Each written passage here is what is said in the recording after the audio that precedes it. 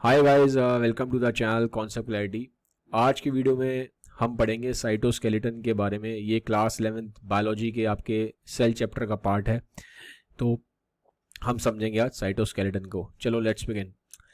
पहली चीज़ आती है, ये जो वर्ड है साइटोस्केलेटन, ये बना कैसे है। जो साइटो वर्ड होता है, साइटो वर्ड का मतलब होता है सेल, और स्केलेटन तो आपको पता ही है, हड्डियों का ढांचा जैसा होता है स्केलेटन। अब जैसे हमारी बॉडी में, ह्यूमन की बॉडी में क्या होता है, हमारी बॉडी में बोन्स होती हैं। हमारी बॉडी को शेप क्या देता है, हमारी बॉडी जो टिकी हुई है, स्ट्रेंथ कौन देता है, बोन्स देती हैं। ऐसे ही जो सेल होते हैं हमारी बॉडी में, जो ट्रिलियंस ऑफ सेल है, उनको स्ट्रेंथ, उनको शेप, उनको स्ट्रक्चर देता है साइटोस्केलेटन। तो साइटोस्केलेटन सेल की हड्डियां हैं, एक तरीके से आप ऐसे समझ सकते हो। जैसे हमारी बॉडी में हड्डियां होती हैं, ऐसे ही जो सेल होते हैं, सेल की जो अपनी हड्डियां होती हैं, उनका जो हड्डियों का ढांचा है, उसको बोलते हैं साइटोस्केलेटन। ठीक है, अब हम इसके फंक्शन पढ़ेंगे। क्या फंक्शन है साइटोस्केलेटन का? शेप देना सेल को, पोजीशनिंग ऑफ ऑर्गेनल्स। जैसे हमारी बॉडी में जो ऑर्गन्स होते हैं, अगर हड्डियां नहीं रहेंगी तो क्या होगा, जो ऑर्गन्स हैं वो सब इधर उधर हो जाएंगे। हड्डियों की वजह से वो ऑर्गन्स अपनी जगह पे टिके हुए हैं। ऐसे ही सेल में ऑर्गन की जगह क्या होता है, ऑर्गेनल्स होते हैं। तो सेल में जो ऑर्गेनल्स हैं, उनकी पोजीशनिंग में साइटोस्केलेटन का रोल है। ठीक है। थर्ड है सेल का मूवमेंट। जैसे हमारी हड्डियां होती हैं, हमारी हड्डियां में मूव करने में हेल्प करती हैं। बिना हड्डियों के आप अपनी मसल्स नहीं हिला सकते, आप मूव नहीं कर सकते बिना हड्डियों के। ऐसे ही साइटोस्केलेटन सेल के मूवमेंट में हेल्प करता है। तो एक तरीके से मैं सिंपल तरीके से बोलूँ आपको, सिंपल वर्ड्स में, जो काम बोन्स हमारी बॉडी में करती हैं, वो काम साइटोस्केलेटन सेल के लेवल पे करता है। ठीक है। अब थोड़ा सा इसको देख लीजिए। हम बात कर रहे हैं यूकैरियोट्स में। ठीक है, यूकैरियोट्स में जो साइटोस्केलेटन होता है वो तीन तरीके से प्रेजेंट है। पहला है माइक्रोफिलामेंट, दूसरा है इंटरमीडिएट, तीसरा है माइक्रोट्यूब्यूल। इन तीनों में जो सबसे छोटा है वो है माइक्रोफिलामेंट, और जो सबसे बड़ा है वो है माइक्रोट्यूब्यूल। इस वर्ड से धोखा मत खाना माइक्रो, क्योंकि माइक्रो अगर आप देखोगे, माइक्रो का जो लिटरल मीनिंग है वर्ड का, वो होता है स्मॉल, लेकिन उसके बावजूद भी माइक्रोट्यूब्यूल सबसे बड़ा है। वर्ड इसमें माइक्रो यूज हो रहा है, लेकिन फिर भी ये सबसे बड़ा है। तो इस पर डायरेक्ट क्वेश्चंस आते हैं नीट में कि माइक्रो, इन तीनों में सबसे छोटा कौन सा है। डायमीटर दिया होगा, फिर आपको पहचानना होगा कि डायमीटर के बेसिस पे आपको तीनों का डायमीटर पता होना चाहिए कि इसका डायमीटर कितना है, इसका डायमीटर कितना है, इसका डायमीटर कितना है। क्योंकि डायमीटर दिया होता है, फिर आपको पता करना होता है कि किसके बारे में बात कर रहे हैं। ठीक है, तो अभी हम डिटेल में आगे देखेंगे। बस अभी आप ये समझ लो, यूकैरियोट्स में जो साइटोस्केलेटन होता है वो तीन तरह का होता है, माइक्रोफिलामेंट, इंटरमीडिएट और माइक्रोट्यूब्यूल। सबसे छोटा होता है इसमें माइक्रोफिलामेंट, सबसे बड़ा होता है इसमें माइक्रोट्यूब्यूल। ये इंपॉर्टेंट है। माइक्रोट्यूब्यूल जो होता है, ये तीन स्ट्रक्चर्स में प्रेजेंट है, सीलिया, फ्लैजिला और सेंट्रोसोम। ठीक है, अब इन तीनों स्ट्रक्चर्स को हम थोड़ा सा आगे डिटेल में समझेंगे। चलिए स्टार्टिंग करते हैं पहले हम माइक्रोफिलामेंट से। ठीक है, हम ये पढ़ रहे हैं। ठीक है, 1 2 3 तीनों को डिटेल में देखते हैं। अब हम आते हैं माइक्रोफिलामेंट पे। जो माइक्रोफिलामेंट होता है, जैसा कि मैंने आपको पहले ही बताया था, ये स्मॉलेस्ट है। सॉरी, एक सेकेंड। जो माइक्रोफिलामेंट है वो स्मॉलेस्ट होता है तीनों स्ट्रक्चर में। इसका डायमीटर कितना होता है? 7 nm। ठीक है, ये आपको याद होना चाहिए, बहुत इंपॉर्टेंट है, क्योंकि डायरेक्ट क्वेश्चन आते हैं। मैंने आपको बताया था नीट में डायमीटर लिखा होगा और आपको पता करना होगा कि यार कौन सा फिलामेंट है। तो ठीक है, तो 7 nm इसका डायमीटर है, ये स्मॉलेस्ट है। और इसमें एक प्रोटीन होता है जिससे बना होता है माइक्रोफिलामेंट, इसका नाम है एक्टिन। ठीक है, एक्टिन प्रोटीन होता है, ये वर्ड याद रखना, एक्टिन प्रोटीन।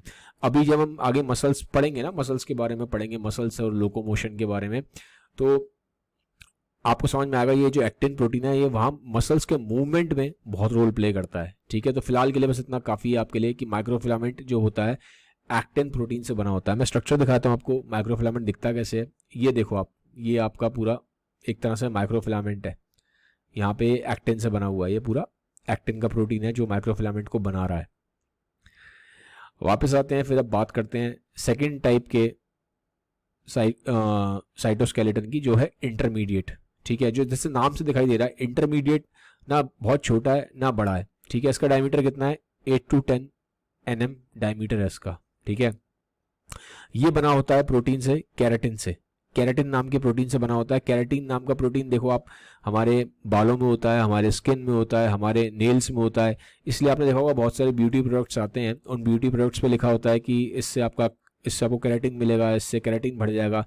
तो अल्टीमेटली क्योंकि जो केराटिन प्रोटीन है वो हेयर, स्किन और नेल्स के लिए रिस्पॉन्सिबल है, और ये जो केराटिन प्रोटीन है यही आपका इंटरमीडिएट जो साइटोस्केलेटन है उसको बनाने में हेल्प करता है। ठीक है, फिर इसका एक फंक्शन है इंटरमीडिएट इसका, कि ये टेंशन बियर कर लेता है।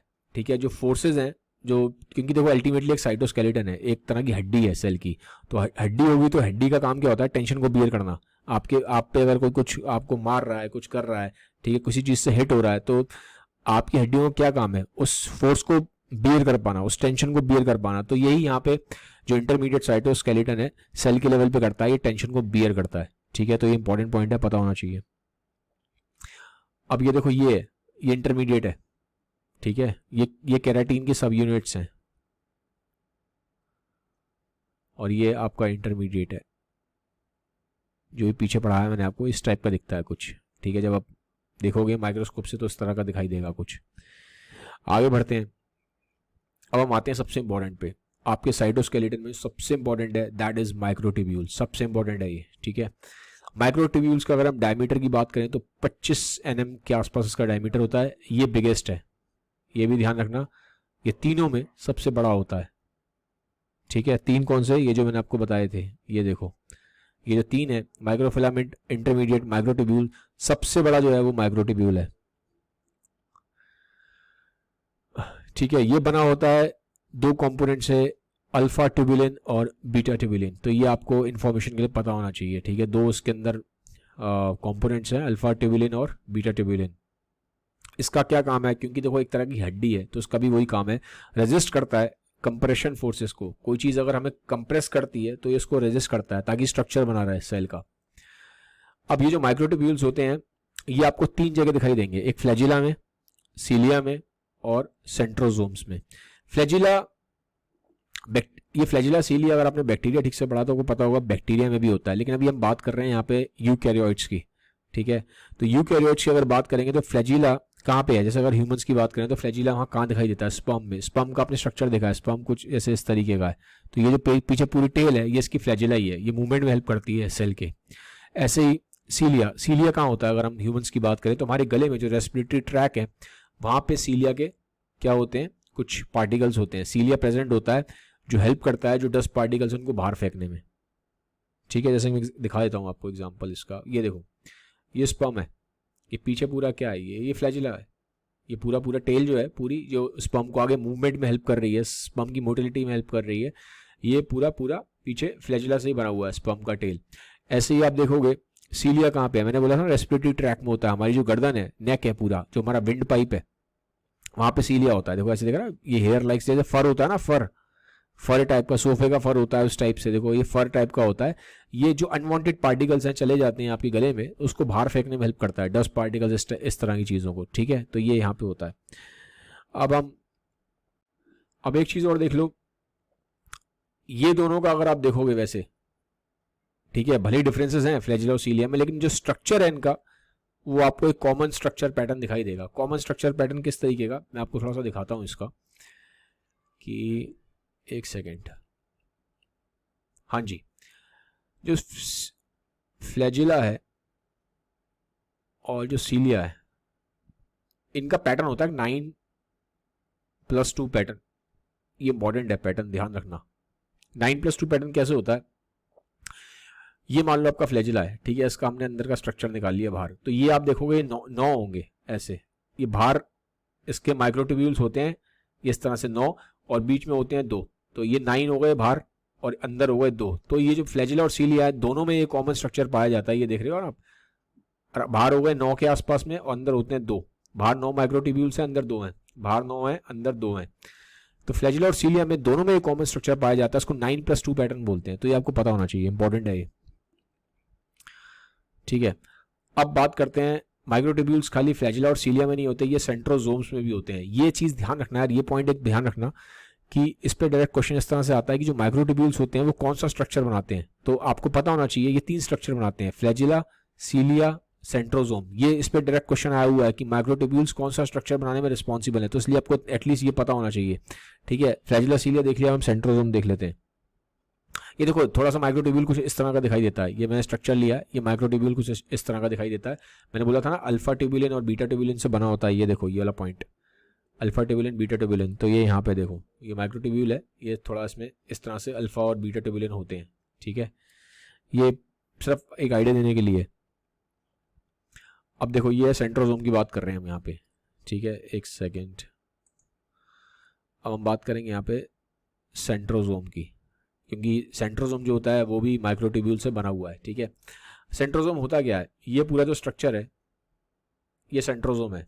सेंट्रोजोम बनता है सेंट्रियोल से, ठीक है, एक सेंट्रियोल ये रहा, एक सेंट्रियोल ये रहा, ठीक है। एक मदर सेंट्रियोल होता है, एक डॉटर सेंट्रियोल होता है, ठीक है। तो इस तरीके से आप देखोगे परपेंडिकुलर से दोनों एक दूसरे के साथ चिपके हुए हैं, ठीक है। ये जो सेंट्रियोल जो होते हैं दोनों मिलकर ये बनाते हैं सेंट्रोजोम। सेंट्रोजोम का काम क्या होता है, जब क्रोमोसोम डिवाइड होता है, जब सेल डिवीजन होता है ना, जब ये आगे हम सेल डिवीजन पढ़ेंगे, तो जब माइटोसिस होता है, जब सेल का डिवीजन होता है, तो जो क्रोमोसोम होते हैं ना उसका प्रॉपर डिवीजन हो पाए, क्रोमोसोम के प्रॉपर डिवीजन में सेंट्रोजोम का रोल है, ठीक है। और जो सेंट्रोजोम होते हैं वो बनते हैं सेंट्रियोल से। सेंट्रियोल किससे बने हुए हैं, सेंट्रियोल्स बने हुए हैं माइक्रोट्यूब्यूल से। ये सब क्या है, ये सब माइक्रोट्यूब्यूल्स हैं, ये देख रहे हो आप, ये सब माइक्रोट्यूब्यूल्स हैं। इससे दिखा देता हूँ, ये पूरा ये जो आप देख रहे हैं ये पूरा क्या है, ये माइक्रोट्यूब्यूल है, ये पूरा माइक्रोट्यूब्यूल है। और इसमें जो माइक्रोट्यूब्यूल प्रेजेंट होता है वो ट्रिपलेट के पेयर में होता है, 3 के पेयर में होता है, ठीक है। तो उसको माइक्रोट्यूब्यूल ट्रिपलेट बोला जाता है, ठीक है। तो ये आपको पता होना चाहिए। तो गाइज ये इतना काफ़ी है आपके लिए। आई थिंक साइटोस्केलेटन इसके साथ हमारा खत्म होता है। वीडियो अगर अच्छा लगा तो यार काइंडली उसको पता शेयर जरूर करिएगा। Have a nice day guys, bye bye, take care.